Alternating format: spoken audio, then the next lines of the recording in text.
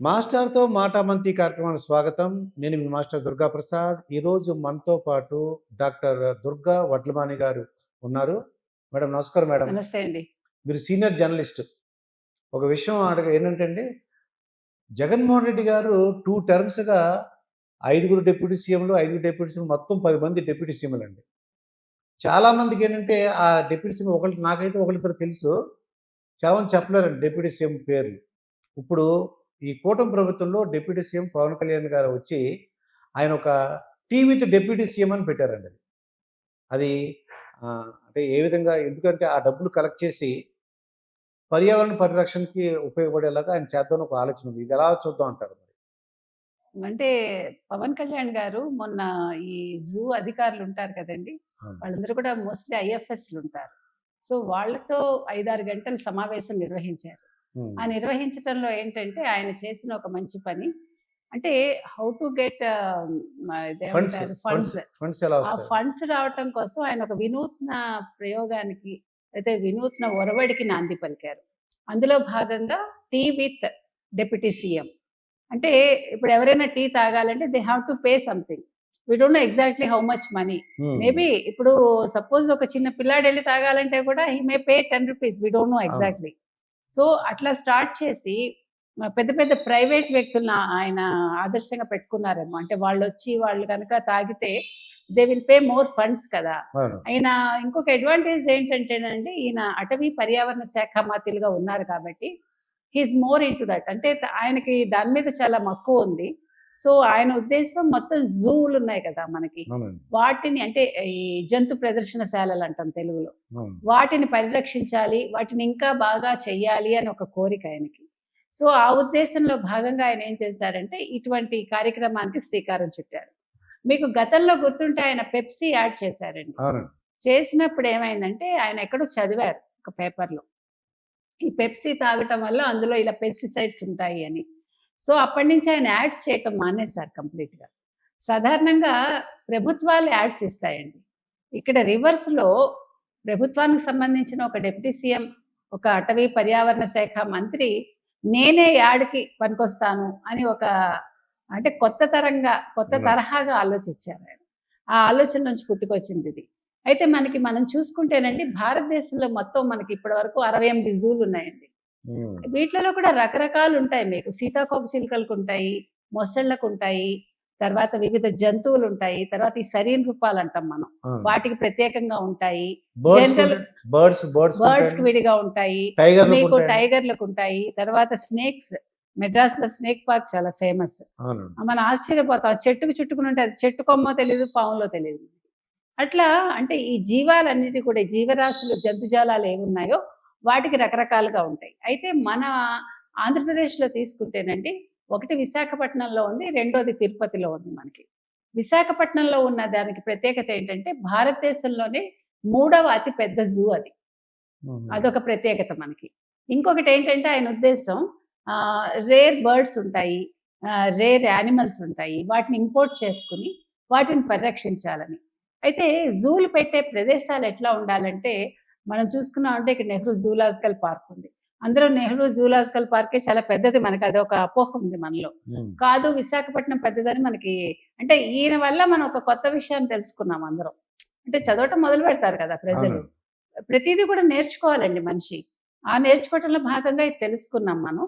తెలుసుకున్నాక ఇంకొకటేంటంటే మీకు గుర్తుంటే గనకైతే గుజరాత్‌లో ముఖేష్ అంబానీ హ్మ్. వాళ్ళ కొడుకు ఒక ప్రైవేట్ జూ నడుపుతున్నారు వాళ్ళు. వాళ్ళు మెక్సికన్ నుంచి చిరుతలు తెచ్చారు. అస్సాం నుంచి పులులు తీసుకొచ్చారు. ఇట్లా వాళ్ళక్కడ పరిరక్షిస్తున్నారనమాట. అంటే వాటికి అన్ని పర్మిషన్స్ తీసుకున్నాకే పెట్టినట్టున్నారు వాళ్ళు. సో, ఆ తరహాలో ఈయన ఆలోచిస్తున్నారండి. ఇంకొకటేంటంటే మనం చెప్పాల్సిన విషయం అంటే, మనం హైదరాబాద్ జూ ప్రత్యేకత ఏంటంటే, we can adopt animals. We can hmm. Adopt birds అనమాట. అంటే ఇప్పుడు ఇదొక మంచి కార్యక్రమం అండి. ఇప్పుడు మన పిల్లలుంటారు. పిల్లల బర్త్‌డేస్ మానేసి మనం హ్మ్. పిల్లల్ని ఇప్పుడు అనాథాశ్రమాలకు తీసుకెళ్ళి అక్కడ బర్త్‌డేస్ చేస్తాం. దాని బదులు ఆ అమౌంట్ తోటి మనం ఒక బర్డ్‌ని మనం అడాప్ట్ చేసుకోవచ్చు. ఆ దత్తత తీసుకోవటం వల్ల వాటి మొత్తం సంరక్షణ అంతా ఆ సంవత్సరానికి సరిపడా సంరక్షణ ఆ జూ అధికారులు చూసుకుంటారు. హ్మ్. అది మనకి పిల్లల్లో ఒక అంటే ఇచ్చి పుచ్చుకునే ధోరణిని పెంపొందింపచేయొచ్చు.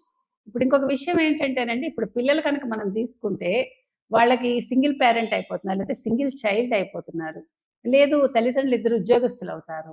సో, వాళ్ళతో కూర్చొని ఆడుకునే వాళ్ళు ఉండరు. హ్మ్.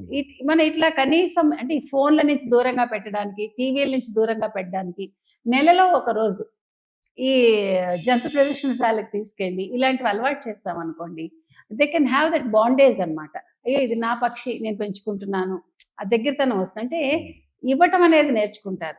ఎప్పుడు తీసుకోవటమే కాకుండా ఇచ్చిపుచ్చుకునే ధోరణి పెరుగుతుంది పిల్లల్లో. ఇంకొకటి మానసికంగా అది వాళ్ళ ఎదుగుదలకు కూడా తోడ్పడుతుందండి. మరొక విషయం ఏంటంటే ఇప్పుడు మనం రీసెంట్‌గా చూస్తున్నాం. డార్క్ కామెడీ ఇవన్నీ చూస్తున్నాం గదా! ఇవన్నీ ఎందుకొస్తున్నాయండి? ఇప్పుడు ఆ పిల్లాడి తల్లిదండ్రులు తీసుకుంటే ఆ ఒకళ్ళు ఫణి ఐఏఎస్, హనుమంతు గాడండి. ఫణి. ప్రణీత్ హనుమంతు. ఆ! అతని తల్లిగారు ఈ బాలల హక్కులకు సంబంధించిన ఆవిడ అందులో పనిచేశారు. తండ్రి ఐఏఎస్ ఆఫీసర్. బట్ ఇతను ఎందుకు ఇలా ఉన్నాడు? అంటే అది అతను ఒక్కడి తప్పే అని నేను అననండి. సోషల్ మీడియా వచ్చాక పిల్లలు ఇలాంటి వాటికి అలవాటు పడిపోతున్నారు. అసలు ఈ డార్క్ కామెడీ అనే సినిమాల నుంచి కూడా వస్తుంది మనకి. సినిమాల్లో డైలాగ్స్ కావచ్చు, లేకపోతే హీరోయిజం కావచ్చు, అవి చూసి రకరకాలుగా.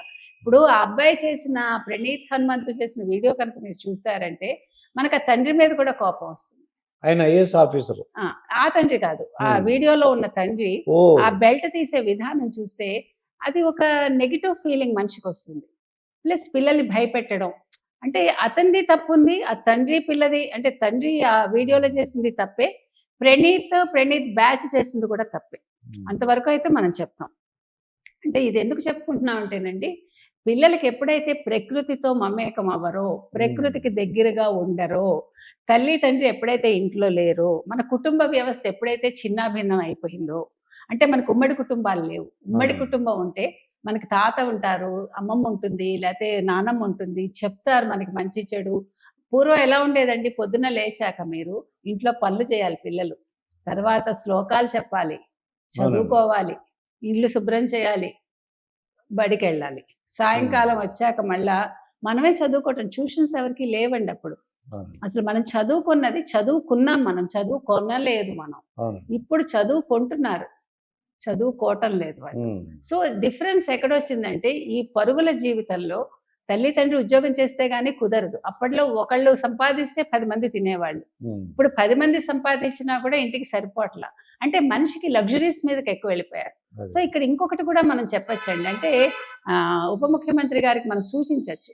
ఒకటి ఈ పిల్లలు బర్త్‌డేస్ ఇట్లాంటివి మానేసి జంతువుల్ని అడాప్ట్ చేసుకోవటం. 2 బట్టలు బోలెడు కొంటున్నామండి. ఒకప్పుడు ఏడాదికి 3, 4 జతలు కొంటే చాలా ఎక్కువ. ఇప్పుడు రోజు బట్టలు కొంటాం మనం. ఇప్పుడు ఒక చిన్న ఫంక్షన్ ఉందంటే సాయంకాలం వి హావ్ టు బై అంతే. అదొక ఏమనాలి కష్టం అయిపోయింది మనకి. సో, అవి మానేసి ఆ డబ్బేదైతే ఉందో దాన్ని deputy CM tea with deputy సీఎంకి ఇవ్వచ్చు. లేదు ఆ జూకి ఇవ్వచ్చు. ఏదైనా చేయొచ్చు. అంటే పిల్లలు కూడా ఆ పని చేయొచ్చు. ఏదైనా కాన్సెప్ట్ బాగుందండి. అంటే గవర్నమెంట్ డబ్బులు కలెక్ట్ చేసి అది పర్యావరణ పరిరక్షణ అనుకోండి అది. పర్యావరణ పరిరక్షణ అంటే ఇండైరెక్ట్‌గా మళ్ళీ ప్రజలకే ఉపయోగపడతదండి. అంతే ప్రజలు కదండీ! ఆరోగ్యంగా ఉంటారు. వర్షాలు కరెక్ట్‌గా పడతాయి. పంటలు బాగా పండుతాయి. ఇండైరెక్ట్‌గా మళ్ళీ మనం అందరం బావుంటామండి. ఆక్సిజన్ ప్రొడ్యూస్ అవుతది. అంటే ఇక్కడ మనం చెప్పుకోవాల్సిందేంటంటే, అప్పటి ముఖ్యమంత్రి చెట్లు నరికించాడాయన. ఆ! పరదాలు జగన్మోహన్ రెడ్డి. కట్టించి చెట్లు నరికించాడు. ఇప్పుడు ఈ పర్యావరణ మంత్రి గారు, డిప్యూటీ సీఎం గారు చెట్లు నాటండి మహాప్రభో అంటున్నారు. అంటే డిఫరెన్స్ మనం చెప్తున్నాం. ఎంత సింపుల్‌గా ఉండొచ్చు. ఎంత సింపుల్‌గా మనం అంటే రాష్ట్రాన్ని నడిపించొచ్చు. అవునండి. ప్రజలకి మనం ఎటువంటి సందేశాలివ్వాలి, ప్రజలకి ఏది మంచి చేయాలి. ఆయన నిన్న చూసారు మీరు. ఇప్పుడు మీరంతా కూడా ఫర్నిచర్‌లు కొనకండి, ప్రభుత్వం ఆర్థిక పరిస్థితి బాగోలేదని నిన్న ప్రభుత్వం ఒక జీవో తెచ్చింది. అంతకుముందు ఆయన డిప్యూటీ సీఎం కూడా అదే చెప్పారు. నా కార్యాలయం ఏమి మీరు బాగుపరచొద్దు. దాన్నేం బాగు చేయించక్కర్లేదు. యాజ్ ఇట్ ఈజ్ ఉంచండి. నాకు కొత్త ఫర్నిచర్ కూడా వద్దు. నాకు కావాలంటే నేను ఇంట్లోంచి తెచ్చుకుంటానన్నారు. ఇంకొకటి నిన్న వారు చెప్పిందేంటంటేనండి, మీరు ఈ శాలువలు ఇలాంటివి ఇచ్చే కంట, ఏదైనా 10 మందికి పంచిపెట్టడానికి వీలుగా అంటే ఫుడ్ ఐటెమ్స్. ఇంకోటి కూడా మనం చెప్పొచ్చండి. కాయగూరలు ఇవ్వండి. తప్పే ఉంది. కాయగూరలు ఇవ్వటం కూడా ఇప్పుడు మీరు ఒక ఫ్రూట్ బౌల్ ఇస్తారు. అట్లా వెజిటబుల్ బౌల్ ఇన్‌స్టెడ్ ఆఫ్ ఒక బొకే ఒక వెజిటబుల్ బౌల్ ఇవ్వచ్చు. ఒక ఫ్రూట్ బౌల్ ఇవ్వచ్చు. ఇంకేదైనా కూడా అంటే ఇన్నోవేటివ్‌గా లేదు పిల్లలకి పంచటానికి ఏదైనా మంచి వస్తువులు. నోట్ బుక్స్ నోట్ ఇవ్వచ్చు, పెన్స్ పుస్తకాలు ఇవ్వచ్చు. ఇవ్వచ్చు, పెన్నులు ఇవ్వచ్చు, పెన్సిల్స్ ఇవ్వచ్చు. అంటే దానికి ఒక లిమిట్ లేదండి. అంటే మనం పంచదలుచుకుంటే దానికొక పరిమితి ఉండదు. చక్కగా పంచొచ్చు. కాబట్టి ఈ టీ విత్ డిప్యూటీ సీఎం అనేది చాలా స్ప్రెడ్ అవ్వాలండి. అంటే అందరి మనసుల్లో కూడా మనం ఇవ్వాలి, మనం ఏదో చెయ్యాలి రాష్ట్రానికి అనే తపనను పుట్టిస్తుంది. కాబట్టి ఇది చాలా బావుందండి. అంటే వీళ్ళు ప్రతిపక్షం వాళ్ళు దీన్ని నెగెటివ్‌గా స్ప్రెడ్ చేయకూడదండి. ఇది ఒక దాంట్లోంచి మంచిగా తీసుకోవాలి. ఇప్పుడు వైసీపీ వాళ్ళు అనుకో దీన్ని ఇంకోలాగా వాళ్ళు ఇంకోలాగా ఉపయోగించుకోవచ్చండి. దీన్ని నెగెటివ్‌గా అంటే దాన్ని నెగెటివ్‌గా ఆలోచించి డబ్బులు దండుకుంటున్నాడు, డబ్బులు కలెక్ట్ చేసుకున్నాడు అలా అంటారు మొదలెడతారేమో. అంటారండి. అన్నా కూడా హ్మ్. పట్టించుకోకలే. ఎప్పుడైతే మీకు ట్రాన్స్‌పరెన్సీ ఉంటుందో, పారదర్శకత ఉంటుందో, హ్మ్. అప్పుడు ఇవన్నీ కూడా మన ఆన్సర్ ఇవ్వచ్చండి. ఎవరైనా ఇవ్వచ్చు. అందులో ఇప్పుడు ఆయన ఏవండీ ఈరోజు ఒక పవన్ కళ్యాణ్ గారు ఒక యాడ్ చేస్తే ఓ 100,00,00,000 వస్తుంది. హ్మ్. బట్ ఆయన చేస్తున్నారా? ఆయన సంపాదన నుంచి ఆయన ఖర్చు పెట్టారు. ఆ మాట అన్న వాళ్ళకి సిగ్గుండాలి ఎవడైనా సరే. అవును. నంబర్ 1. నంబర్ 2 ఇంకోటేంటంటే ఇప్పుడు మీరన్నారు కదా! వాళ్ళేదో ఒకటి నెగెటివ్ చేస్తారని. అది హ్మ్. చూసే కళ్ళని బట్టి ఉంటుందండి. మనం నెగెటివ్ దృష్టితో చూస్తే ప్రతి ఒక్కటి కూడా మనకి నెగెటివ్ కోణంలోనే కనిపిస్తాయి. కాబట్టి ఆ మాటలు పట్టించుకోక్కర్లే. దానివల్ల జరిగే మంచిని మనం ప్రోత్సహించాలండి. మనకి చాలా అడ్వాంటేజెస్ ఉన్నాయి ఆంధ్రప్రదేశ్‌కి. ఏంటంటే మనకి లాంగెస్ట్ ఇది కోస్తా లేన్ ఉంది అవునండి. మనకి. అంటే సెకండ్ లార్జెస్ట్ అది మనకి. అంటే గుజరాత్ తర్వాత ఆంధ్రప్రదేశ్. కాబట్టి అంటే ఇవన్నీ కూడా యాడెడ్ అడ్వాంటేజెస్. ఒక జూ పెట్టడానికి దానికి ఆ వాతావరణ సమతౌల్యత అనేది ఉండాలనమాట. ఆ రకంగా మీకు వైజాగ్ చాలా బావుంటుంది. ఇక్కడ హైదరాబాద్ బావున్నట్టు. తిరుపతి కూడా బావుంటుంది. అంటే కొండ ప్రదేశం. అంటే చలి, వేడి అన్నీ కూడా కరెక్ట్‌గా హ్మ్. ఉంటాయి. అంటే జంతువులకి అనుకూలంగా ఉంటాయి. కాబట్టి ఇవన్నీ ఆలోచించి వాళ్ళు నిర్ణయాలు తీసుకుంటున్నారండి. సో, ఇది సక్సెస్ కావాలని ఆలోచన. ఇదండి దుర్గా వడ్లమాని మేడం గారితో జరిగిన ఇంటర్వ్యూ. మరొక ఇంటర్వ్యూతో మీ ముందుంటాను. మీ మాస్టర్ దుర్గా ప్రసాద్. నమస్కారం. నమస్తే అండి.